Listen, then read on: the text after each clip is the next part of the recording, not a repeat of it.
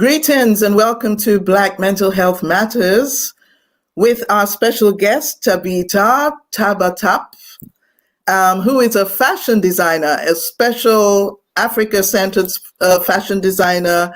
She is a passionate yoga teacher, and she's an artist and performer. And we're very glad to have you here. And yes, please introduce yourself and tell us who you are. Thank you, Latoya. Yeah, my name is Tabitha. My fashion label name is Tabatap. Yeah, I'm 39 years old, almost 40. I'm a mother of 4 and I would say all-round artist and Kemetic Yoga teacher, practitioner. And I started creating quite early in my childhood. I started creating clothes and to wear my own clothes, which was always very important. Yeah, Sista Oloruntoyin. And yes, and the mental health and health all over has always been very important for me, be it in the field of like clothing or in association with movement. I used to dance a lot, and then later Kemetic Yoga came to the addition. Yeah, and I will share some of my experiences and yeah.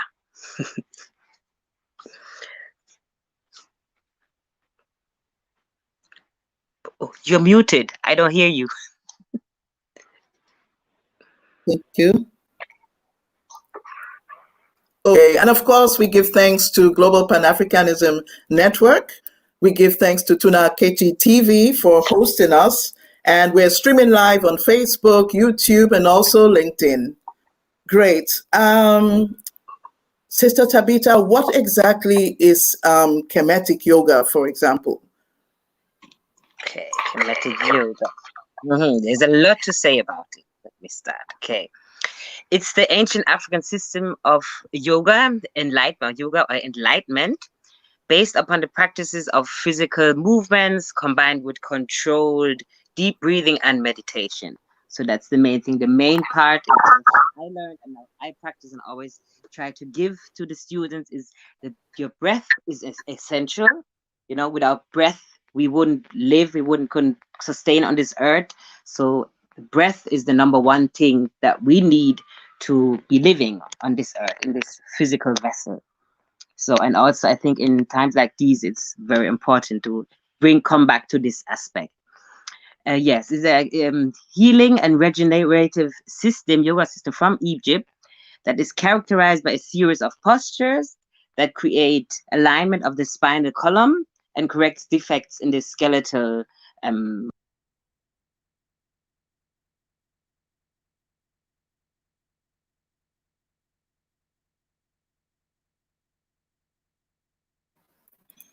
Okay, it seems that we're having some network problems.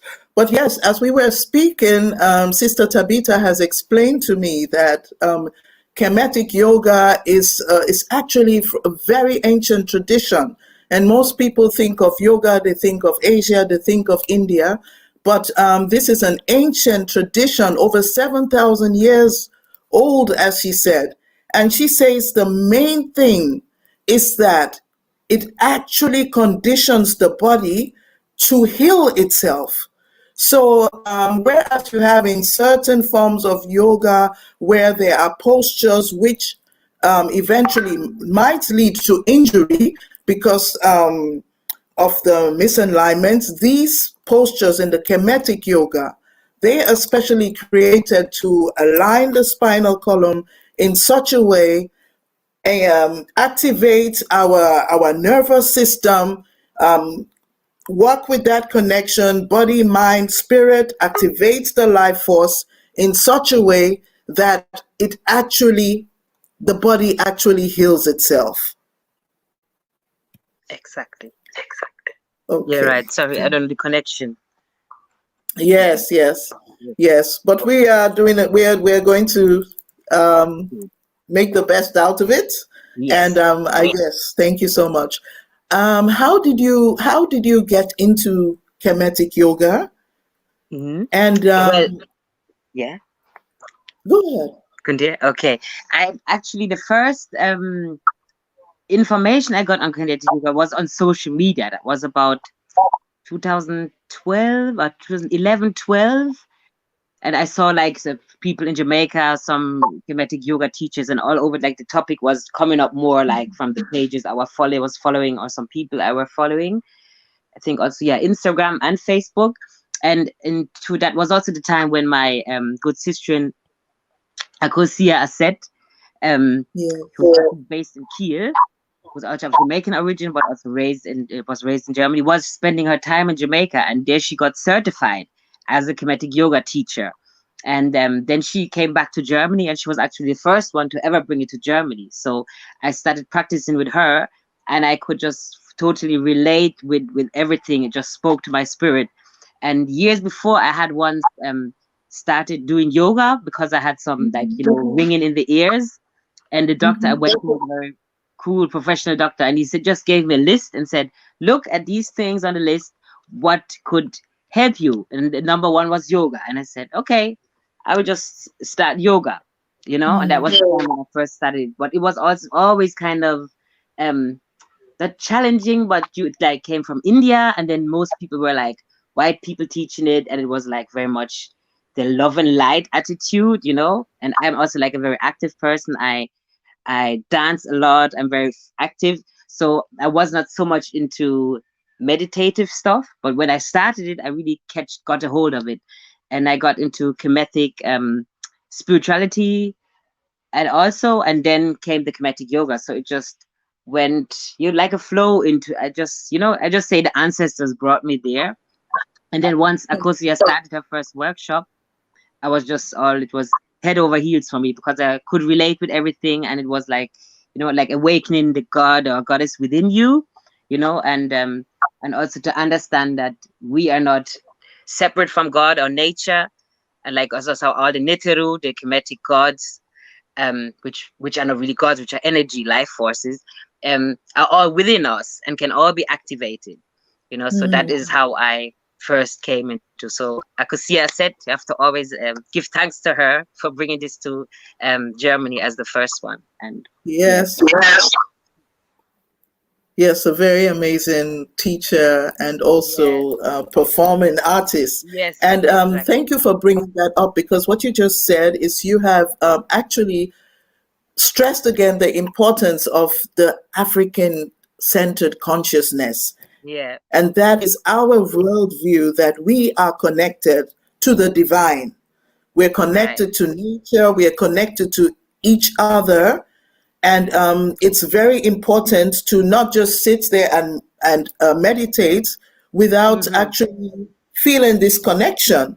Yeah, exactly. Because people just, some people maybe just meditate, and meditating is also not about like, because for some people, like I think a lot. So when I sit down and meditate, just close my eyes, and people be like, oh, don't think about nothing, not worried, There are times I can reach that, where you can just like be at full peace, but it's also like to let your the thoughts flow, and then of course you can always draw them back to where you want to go, but to fully like believe that you just have to be in stillness and don't think nothing is like not realistic, and also not what Kemetic Yoga teaches, So yeah, just to meditate is like to go within.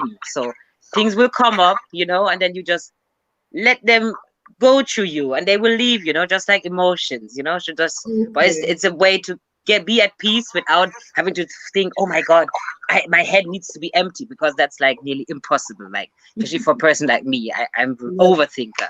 So it's like to get the peace into your body, and not fretting about, oh, I think too much, but the thoughts are there, and they will leave again, and you, after some time, you will understand, oh, there's like, you get ideas, even like during practicing Kemetic Yoga, I had some great ideas all of a sudden just come in, creative ideas, which I maybe could have in sleep or in dream, So it's like it activates different things within you, and I think and some people, they were more versed in meditation, they start to see like maybe symbols and spirals, and so it's very interesting, and I think everybody should try it. Just start with 2 to 5 minutes. And don't worry about what you're thinking. Just try to get to a peaceful state with yourself, and then just connect to the breath. Yeah, that's a good thing also. If you feel like drifting away, just connect to the breath. Just inhale and exhale, you know? So maybe that's the basic thing to start with first. Just sit The breath. and feel your breath, you know? The breath. Yeah. Thank you. Thank you. And I'm very happy to hear that you actually experienced that within yourself, that you had tinnitus, and you actually were able to get rid of it. You were actually able to heal through the practice of Kemetic Yoga. And the point you made is also very important, that you said it's not about pushing the thoughts away, but actually one can let the thoughts come, let them watch them pass by, but not grab onto them.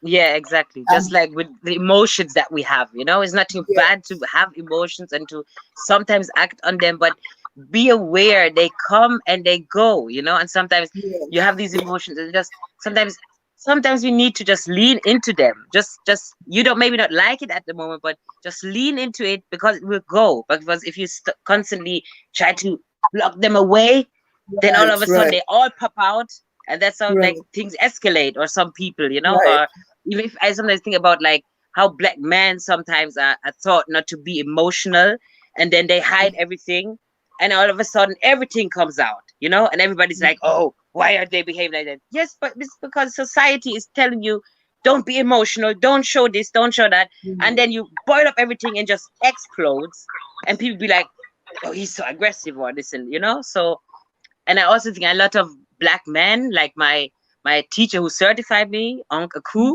who's also of Jamaican and another, forgot the island, heritage, but based in America. He also said it helped him a lot with, you know, as a young man, he was very fiery and angry, you know. So it also can help you. I myself, I can be very fiery and, you know, enthusiastic, and, you know, I want to, you know, change things, and, you know, and sometimes also time to just calm down. You know, you have these emotions, this is good, but sometimes if you realize you're a very fiery person, very energetic, and sometimes you have too much, yoga can also cool you down, you know. So and I think especially like for black people and black men, it's really great to do it. But I know in the future it's happening more and more, doing it, practicing it. So this is just the beginning, although it's there for a long time now, for 30 plus years, Kemetic Yoga, but it's just, you know, starting. So we all can somehow somehow integrate it into our lives. Sista, Oloruntoyin, there she is. Yes, especially. Yeah, and thank you for what you explained. Sometimes I just put the camera on you so you can keep on talking. Okay. You know. Yeah, I wasn't sure.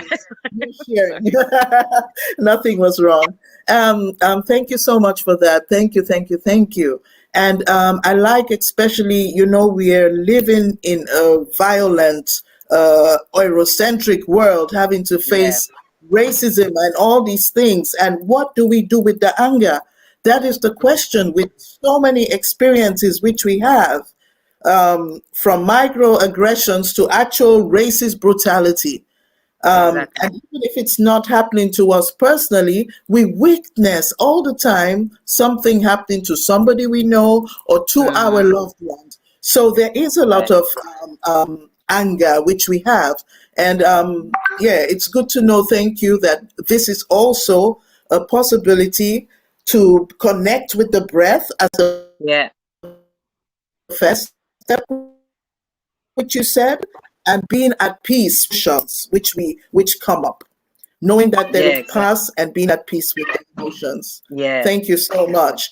And I'm also interested, because I know you personally. I know you have 4 children, beautiful children, and they are also a part of this. So it's something which is not just practiced in isolation. It's something where the whole family can actually benefit from.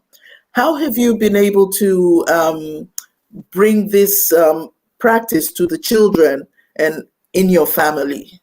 Yeah, when I first set it up in 2013, that's now So also, it's over 7 years now when I started doing the first courses with Ecosia, and that time the kids were even smaller. Now I have 2 teenagers and 2 kids in primary school.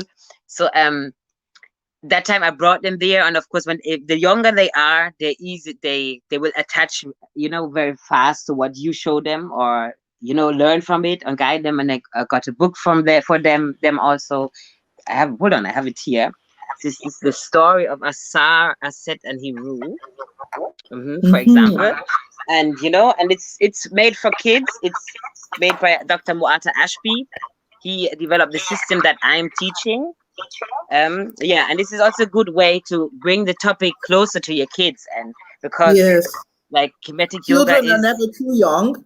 Children are not too young to learn about mental health and to learn how to regulate some of these difficult emotions. Exactly. And also they are also more connected to their body, I would say, than most adults.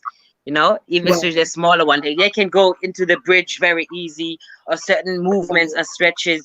And then when you show them all with the elements in the connection, it's like, even if they get older and then they'll be like not so interested, but they still have this basics there that can help them, to understand you are divine. That's so important to teach them from early, that, God is not outside of you or creation. It's all within you and you're a part of it. So they will cherish themselves and see themselves as special, instead of you teaching them, oh, somebody will punish you if you don't do this, or if you don't behave a certain way, and also at the same time, because with the different energies, it shows, like, because it also says, like, everybody is ruled by different energy, just like with the Ifa or the Yoruba, you have a head or Ori or a certain gods that you are them, or like their energies are, how you call it, like stronger within you. So it's also good for children to see, okay, I'm more in that type of energy, or that those are my strengths, and the other one's like, okay, you're more opposite to me, but it's all good because it's all one big thing, it's all one big connection. Just like could go into astrology, is the same thing. If you all were born the same month, this earth couldn't run because it's based on we're all different. So it's also about, just as we notice in nature the different elements and different types of energy, the children also learn very early to work, to recognize what type of energy they carry, and also to work with that energy, and to know themselves. This is what we say. Knowing ourselves is vital. Yeah, exactly. And then with my youngest, he's 7 now. And when I started doing the certification last year, he was, of course, like, because when I first started, he was not born yet. No, he wasn't born. He was born 2014. So I did yoga while I was pregnant with him as well. And then when I did the certification, he also picks up a lot. And I don't have so much space at home to do, but he could always, and sometimes he would join me, just like the others did when they were younger at first. So it's always, and then they go into themselves. There are some postures like animal postures, or like Heru posture, like, to bring out the hero in you, the strength, the lion, and it helps them so much, and then you can even look at your children and say, oh, you have some children, they're more sensitive, then you have some, they're very bold, and then you have a way to teach the one that is, shy and sensitive to actually activate this inner power, So it's, it's very beautiful, it's very helpful. So and teaching kids also is also always fun, because you can, it's even more, they're even more open to learn. That's also, they are more open to learn than adults. Thank you so much. Thank you. And I liked particularly, you were explaining to me about the inner and the lower qualities, which we have. Go ahead. Which we all have within, because, like, as we know, yoga comes from yog, which means to join or bring together, and Smai Tawi, which is the term for Kemetic Yoga, the original term, is also means to bind. So bringing things together, and that means to combine. Like in Kemet times, ancient Egypt times, you had Upper Egypt and Lower Egypt. Upper and Lower Kemet, And those two Right. kingdoms, they were brought together, you know. So, but also it stands for your higher self and your lower self. You would say maybe like the highest chakra form and your lowest, you know, where you're just in Okay. the low form. So, and we all have these aspects within us. It's just like dark and light, black and white, like the opposites, which could not exist without each other. Just like we know peace. We know about Yeah. peace because we know war, and we know what peace is because there is war. And the thing is like to get Right. everything at a distinct balance, and especially within ourselves. And then I think the main thing really, if we all human beings would work on that within us, the chaos outside wouldn't be as it is now, as where it has been the last hundreds and thousand years. That if we really would all try to bring ourselves into balance without like even without discriminating or without saying, oh, everybody has to be on the same level, because like for example, I would always be fiery in a certain sense, you know, Right. and then other Right. people there would always be mild, but but still to get this onto a certain level that within we can be at peace and move from and act from a place of peace within, that doesn't mean when we don't know when to fight or when we have to defend ourselves or to take everything that people throw at us. But it shows like you need to have the balance and know when is it worth to go to war, maybe, or when is it worth to really defend myself now, or when is it worth like to just Right. say, just let it slide, Okay. So yeah. And also I have to Thank add that you. a lot of the outside things is happening now, and also foods that we consume and things that we see and watch, they also contribute to the fact that we are out of balance. So sometimes to go within and get the balance is like to cut out everything from outside and also look at what you put inside your body, because it Your affects you. body. So because like super Thank only sugary things or salty things, they will bring you out of balance. So just like we say pH balance with food. See, everything Yes. basically is about balance within us and outside of us and within this planet. Outside us. Yeah, on the universe, everything actually. Exactly. Exactly. Thank you so much for that. I Yeah. would like to move to the fashion aspect of Yes. it. Yes. Um, how does fashion impact mental health? Oh, it seems that we've lost the connection. So we just wait a few minutes. I'm sure Tabatap will be back with us very soon.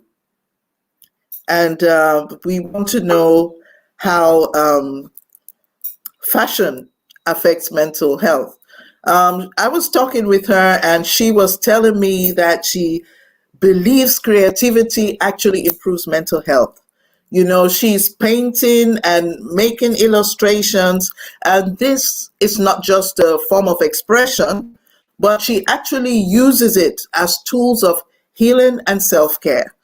Yeah, and often, if you in her fashion, I know she combines some of these illustrations, some of these symbols. She uses music. She comes from a musical family. Her father was a Jamaican reggae artist, and she's also a vocal performing artist. So I'm really waiting to hear from her Yeah. how fashion impacts mental health. Yeah. Okay. We could start with but I would always say um does start with the colors, and especially for African people, it's very important to, because if you look now, see now most black people, be it in the West or on the continent or in South America or the Caribbean, wear the typical Western style of clothing, and I Right. do think it does. And even if you are born in the West, like me, do think it still can affect you to a certain degree if you avoid colors. I don't know. I just have that feeling. But I was always very um I was very keen always to work with colors from I was a child. I don't know why, somehow, or from I was going to first grade, I picked out my clothing in the morning and then made sure they could match. And then put it out the evening before, and then in the morning put it on and went to school. And I think that it also helped me through certain times to stick to colors, or empower myself with it. And if you see the connection to mental health, like the clothes are more than just fashion statement, like once clothing had to do with your lineage, or where you come from, what you stand for, like just how the original woven kente was only for royalty once, and not like printed that anybody could purchase it. And the clothes are not simply made for appearance sake. Each color, symbol, and even material has a specific meaning or purpose. And it can cultivate positivity in different ways. Like I said, people with depression, when they wear specific colors, that's why it's important to learn about colors as well. Because I remember my father always saying, "No, don't wear too much black, because it's it will bring you down." Yeah. And I never understood, but at that time I wasn't even.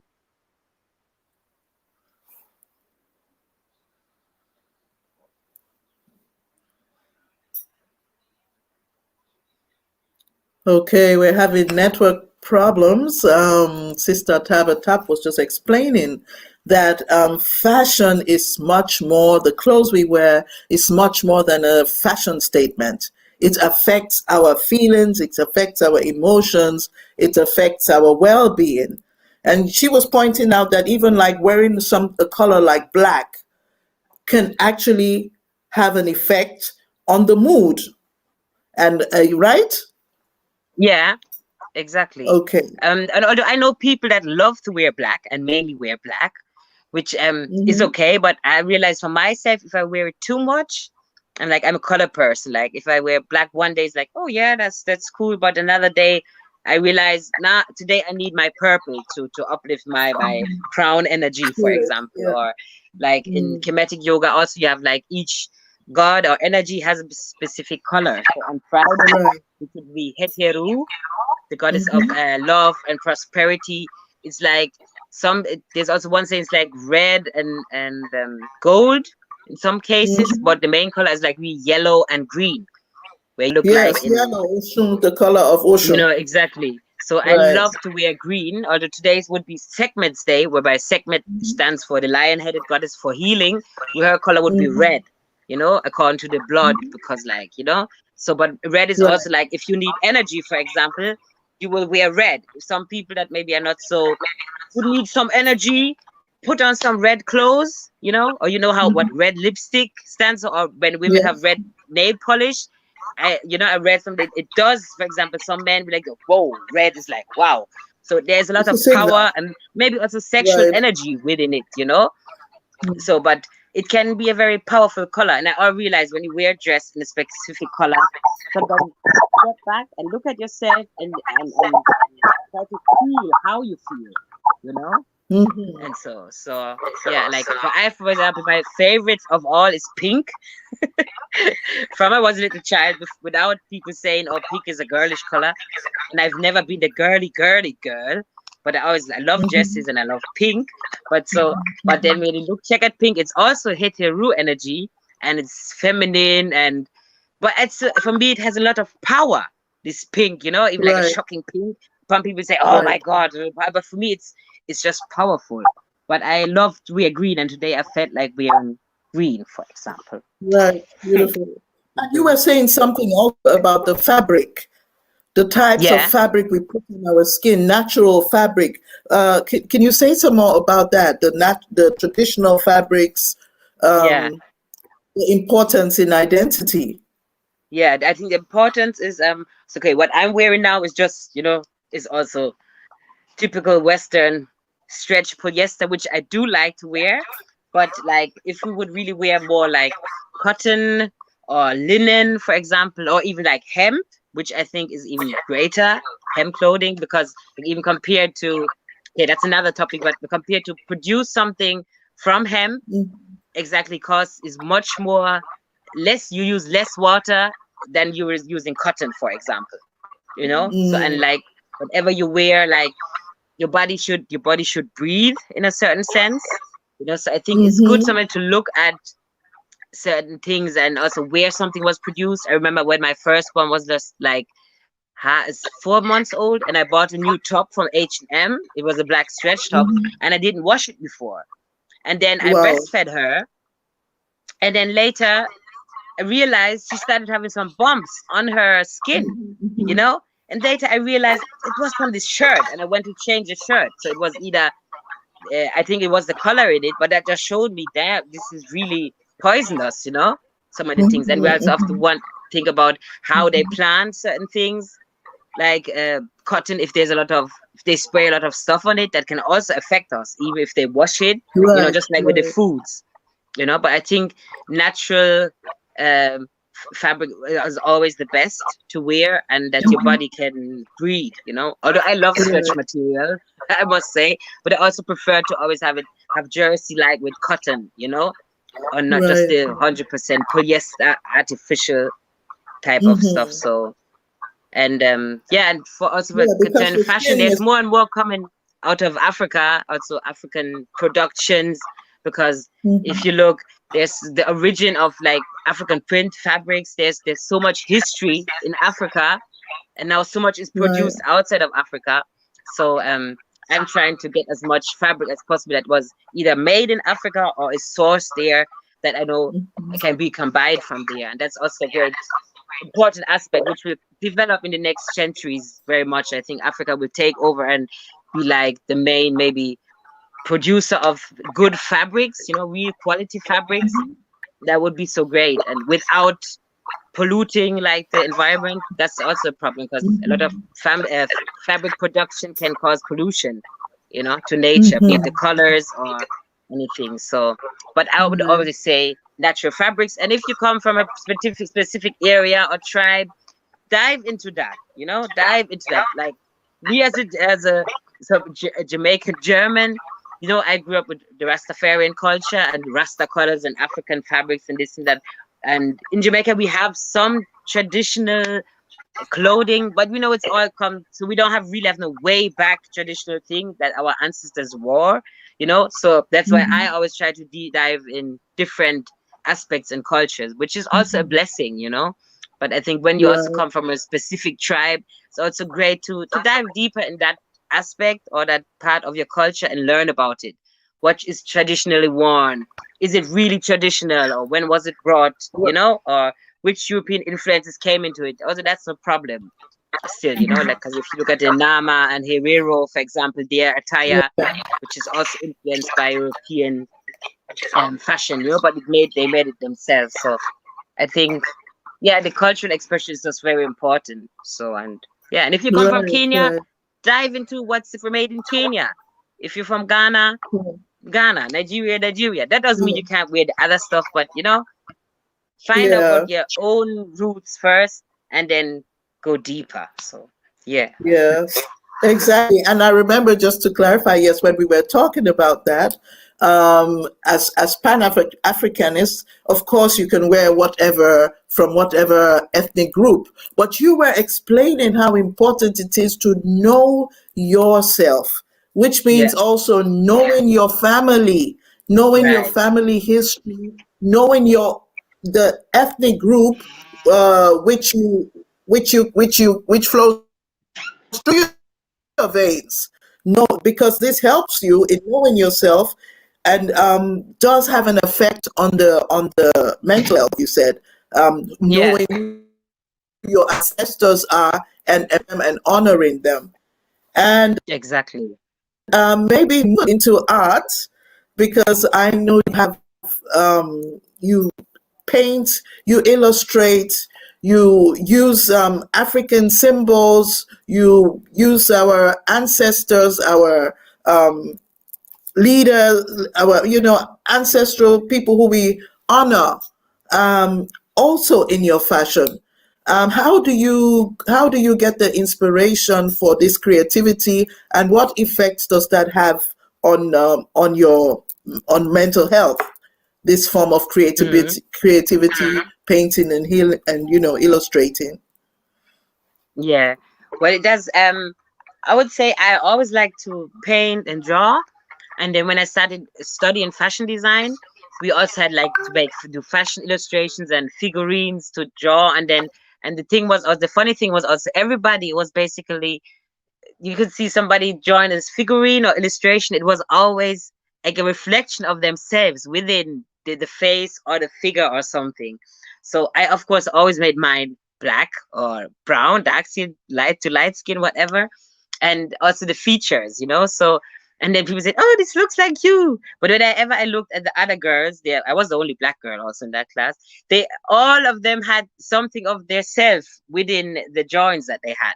So, and I always said, no, I'm going to stick to this.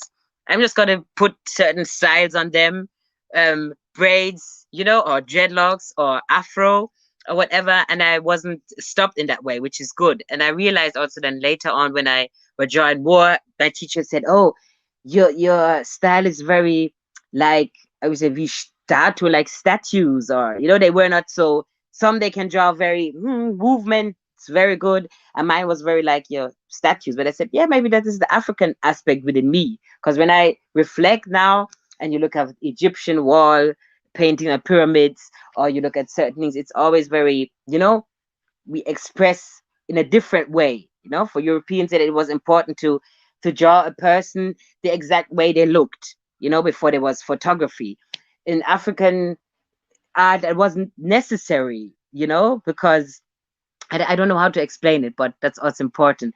And also to paint or to draw women, maybe of fashion, that which I like and which represents Black people worldwide, is a form of healing to me, because for me it was always clear, okay, I want to make fashion, and it would be in the direction of African inspired, Caribbean inspired, Jamaica, Rasta, whatever. And I'm not moving from that path, And even while I was studying, we had a little competition, and we should create some outfits. And I had an outfit which has a green, like this type of green with a red was a dress. And my design teacher said, "Are you sure these colors gonna work, Tabitha? Are you sure?" I said, "Yeah, of course they're gonna work." Because I actually had it in mind already, So I knew when colors can fit.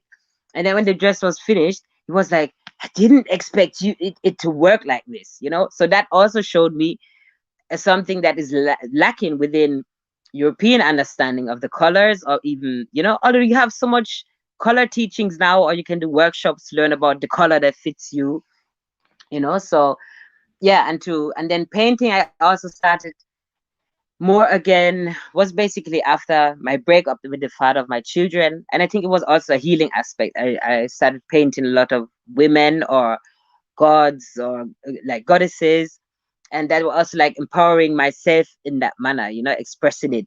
Because and what I also found funny or realized is, like, when men paint women or draw women, everybody's like, wow.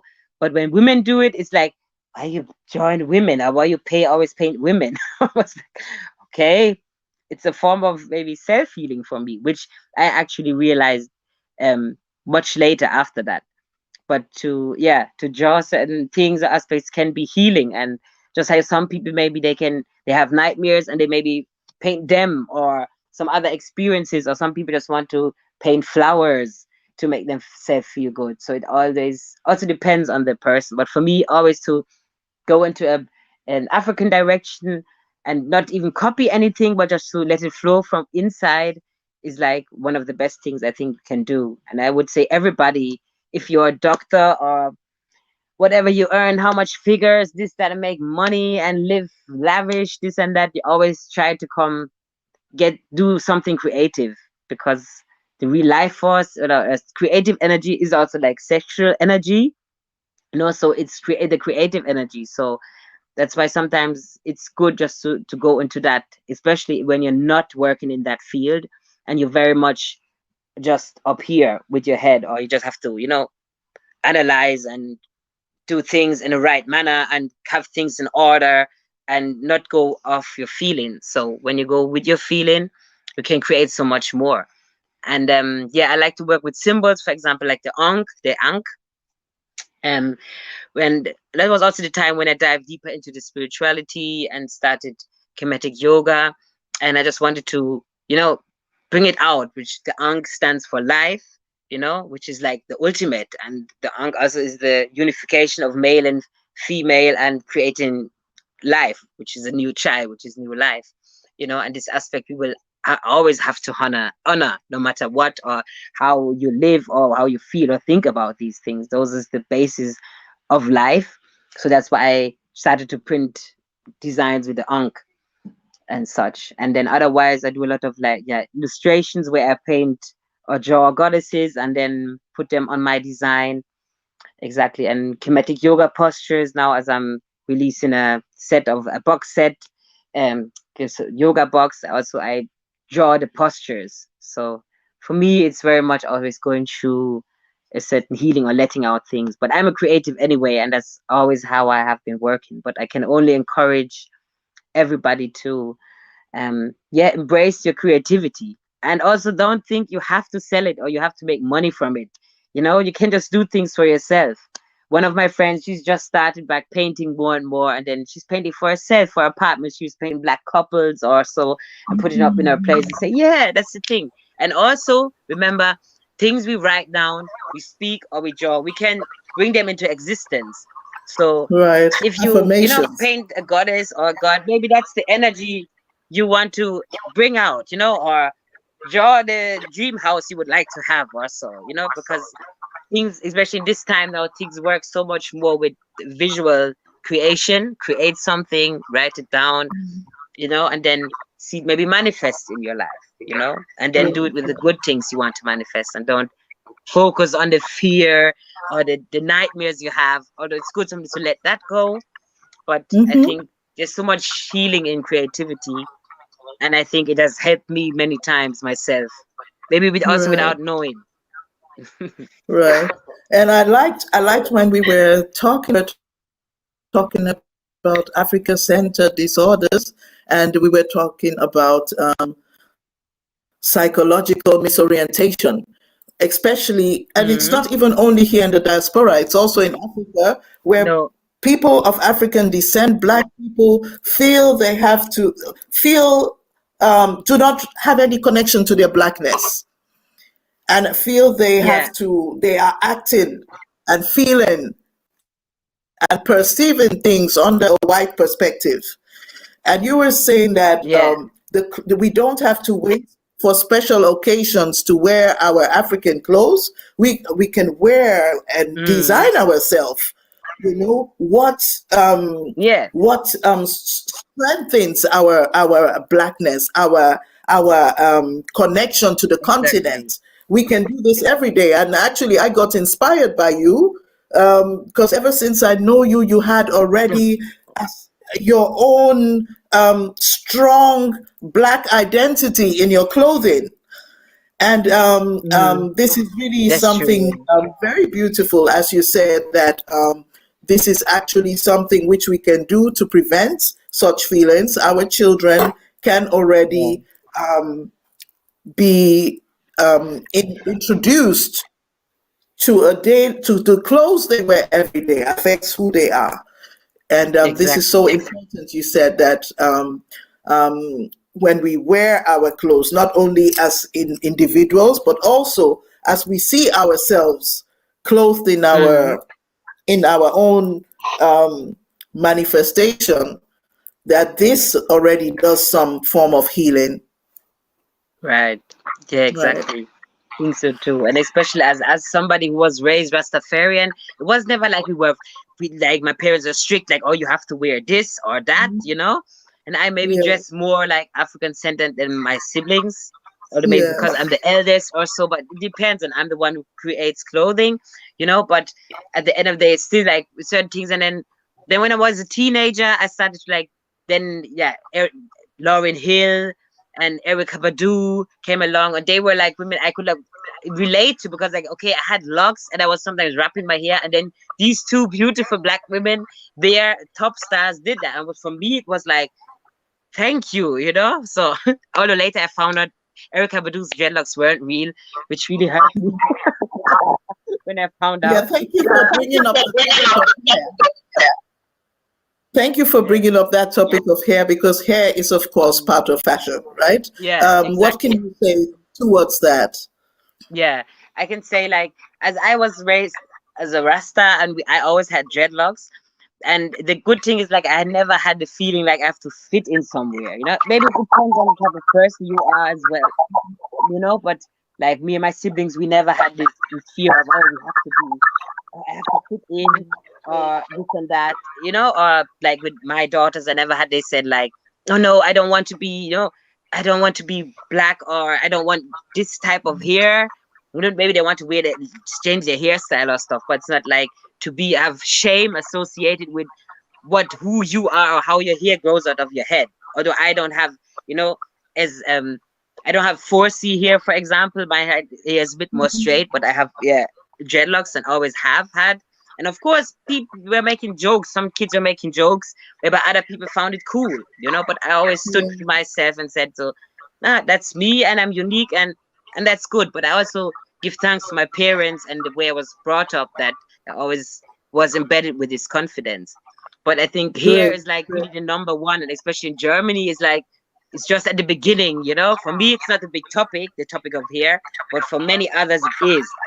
Like even for It like a lot is. of continental Africans, like they grow up, or even in Jamaica, a lot of people they grow up with not loving their hair, or they've been taught, oh, your hair is too nappy, or you can't do nothing with this hair, or you know what is this, you know. And I'm saying you don't see the strength you have in your hair, you know, there's a strength, and then you look at other people's hair, which is just down, and we say it's more beautiful, and basically you can't do nothing with it, you know.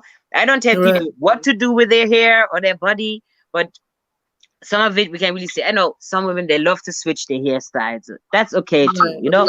But if you're constantly hiding your hair, I don't really know how confident you are, you know, to be honest. Yeah. It depends, What that does to self-esteem. you know. So, but I think that's also and then one of the first things that shows that's the first thing they besides the skin color that you know the colonizers are trying to put us down with. What type of hair is this? You Right. know, when you see all the Right. hairstyles we do, you can't do that with white hair. Yes, they all run now, want to get their hair like this and that we should also look at. Look at what comes from us and other people want it. Even Japanese Right. people, there's a big scene of that dancehall scene in Japan, and Japanese in Jamaica, walking the up and down, going into the the townships, like the ghettos, Kingston, and going to the dances. Then you have their big culture, Japan dancehall culture, and they want to do everything like Jamaican people, but they you know, even with a certain respect, or if we say, oh, they copy it, you know. So sometimes we have to look at the others and say, look, but they, and then people always say, oh, yeah, but you always want something, but you don't have, you know, like this in German, and so, was man will immer das Right. haben, was man nicht hat, which I don't agree with. Because a lot of No. things I don't want, but you know, I don't want everything somebody else has, or because I have Right. curly hair, I don't want straight hair.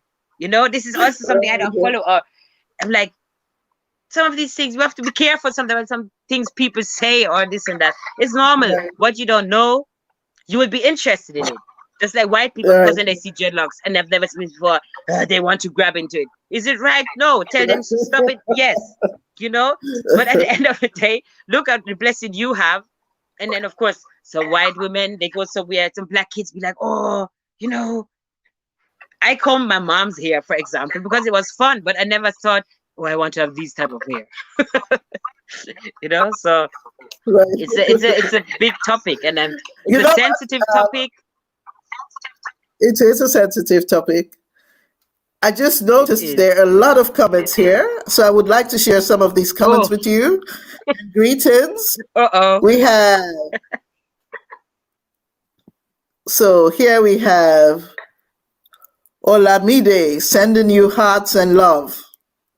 Thank We you, have, Olamide. we have also Superman Kicking kicking ass.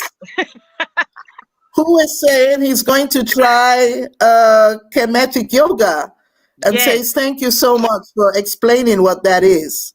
you're welcome. Yes, try We have, today. I will also soon be yes, offering online classes. My sister in Akosia has said she's offering online classes. So yeah.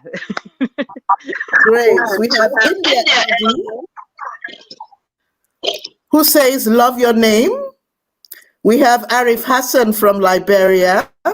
Mhm.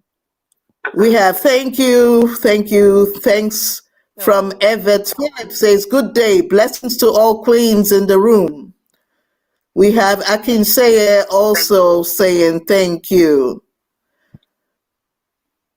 Then we have India is talking about an emotional detached dad. So I think this he was pointing out to what you talked about, how through the Kemetic Yoga, the meditation, the breathing, and we connect to our emotions and accept them and allow these emotions to be without fighting them. So this is what he was saying. This could be something which could benefit a dad who is detached from his emotions, like you were describing. Exactly. We have here Patrick Bay. Patrick Bold, Jamaica in the house. From Jamaica. Yes, Bold. And we have here Dr. David Nabaore watching us live from Ghana. Greetings, brother. Greetings, Dr. David Nabaore. From Philadelphia, we have Akinseye. Greetings to you, brother. Thank you for tuning in. And we have here Tom Said saying, all good things come from Africa. Blessings from Germany. Great. Greetings. This is a bit longer. I cannot. Talking about somebody, this is Milkia Gebiana, talking about the problems we have, financial problems, and the resources which are not given a priority, so yes, there are these issues, but yes, we try to, with Kemetic Yoga, will not solve all problems, but we start with ourselves. Yeah, because as you were saying, yes, it is a matter, in some ways you could say we are at war, and this is why self-care is so important. Exactly. Then we have, again, did you explain the difference between what Kemetic Yoga and regular yoga is? Yes, you did. Maybe you can do it again later.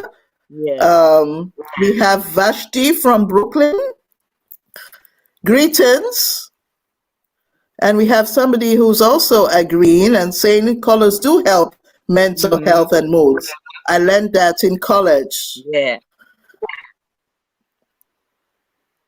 So red is a greedy color. Somebody's laughing. And of course, she's saying Shango loves red, which is very true. The same energies would be the same war type. Not war energy, but same energy as Sekhmet, the lion-headed goddess, who's like the opposite of Heteru. Like it's Heteru in her raging form. So again, some text and greetings from Ricardo Bradford. Yvette Phillips says we must celebrate ourselves as African women. Yes. And here we have Adamo Ahmed Steve. African design in terms of fashion is unique, but leaving our own and replacing it with that of Western world is out of place. And that is what we're seeing these days. I believe we should stick to what we have here in Africa because it is a whole world of civilization, of fashion put together. It is an amazing world of fashion and colors. Thank you so much for that. Adamu Ahmed Steve, we totally agree with you. So we go on and see, here's somebody who says, I'm proud to be with you here. Thank you. And saying also good things, by the way, I need this education for anywhere. So this is fantastic. we put together. I felt that this would not be complete without showing a little of what you do. So we put together a very short clip, and yes, we could look at it now and maybe yes share with our audience. Thank you so much, everybody, for tuning in. We look at the clip now, and then we can just enjoy that for a moment. Yeah. SG says, thank you for the beautiful conversation. Can you recommend any starter books on the philosophy, spiritual aspects, practicalities, wholeness from London? So maybe we could put some things in the chat comment after this. Yeah, I will write that. I will write some of the books, for example. Okay, so while the clip is playing, I will just type in exactly. Right, while the clip is playing, please type it in to the comment, maybe. Okay, so yeah, we're waiting for the video to start.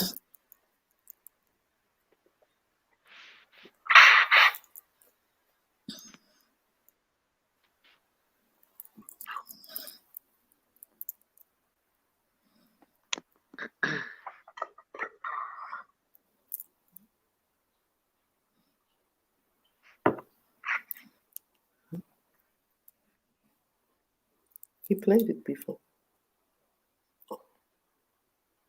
Oh, time is up. And they kicked us out? I'm not sure. Should I still type? For me, it shows live. Okay. For me too, yeah. Mine too. I continue to type it then.